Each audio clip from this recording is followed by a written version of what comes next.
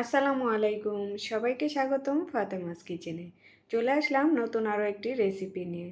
আজকে আমি 1 কাপ আটা দিয়ে খুবই মজার একটা পিঠার রেসিপি আপনাদের সাথে শেয়ার করব। আর এই পিঠাটা তৈরি করতে ঘরে থাকা অল্প কিছু উপকরণ দিয়ে খুব সুন্দর করে তৈরি করে নেওয়া যায় আর খেতেও খুব মজা হয়। চলুন তাহলে রেসিপিটি শুরু করি। এর জন্য এখানে আমি নিলাম 1 কাপ আটা আর সামান্য দিচ্ছি লবণ। আর এখানে আমি 2 টেবিল চামচ রান্নার সয়াবিন তেল দিয়ে দিলাম। আর এই তেলটা একটু বেশি পরিমাণে দিলেই পিঠাটা অনেক বেশি ক্রিস্পি হয়। এখন আমি আটাটার সাথে তেলটাকে ভালোভাবে মিশিয়ে নিলাম। এখন অল্প অল্প নর্মাল পানি দিয়ে সফট একটা ডো তৈরি করে নেব। যেভাবে আমরা রুটি পরোটার ডোটা তৈরি করি সেমভাবে আমি তৈরি করে নিলাম। এখন ডোটার গায়ে অল্প একটু তেল মাখিয়ে নেব যেন উপর থেকে ড্রাই না হয়। আর এটাকে আমি 10 মিনিটের মতো রেস্টে রেখে দিলাম আর ফিরে আসলাম 10 মিনিট পর। 10 মিনিট পর ডোটাকে কিন্তু আবারও আমি একটু ভালোভাবে মথে নিলাম আর কতটা সফট হয়েছে দেখতে পাচ্ছেন। এখন আমি ছোট ছোট করে লেচি কেটে নেব। আর লেচি কাটা হয়ে গেলে এখন আমি চলে যাব এই লেচিগুলো দিয়ে ছোট ছোট করে রুটি বেলে নেব।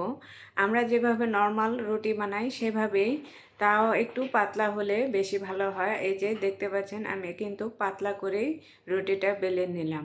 আর এখানে নিয়েছি আমি পিৎজা কাটার। এখন এই পিৎজা কাটারটা দিয়ে আমি রুটির মাঝখানে দেখতে পাচ্ছেন কিভাবে চিকন চিকন করে রুটিটাকে কেটে নিচ্ছি, কিন্তু দুই সাইডে কিন্তু কাটা যাবে না, তাহলে রুটির ভাঁজটা দেওয়া যাবে না।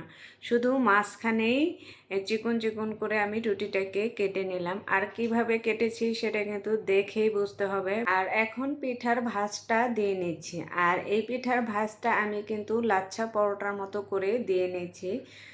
আর দেখেন কিভাবে দিয়ে নিচ্ছি। আর দেওয়ার পর একটু মোড় দিয়ে কিন্তু দুইটা মুখ একসাথে করে দিলাম। আর ভালোভাবে একটু চেপে মুখটাকে আটকে দিলে ভাজার সময় খুলে যাবে না। আর সেমভাবে আমি সবগুলো পিঠা তৈরি করে নিলাম। এখন চলে যাব পিঠার জন্য শিরা তৈরি করতে।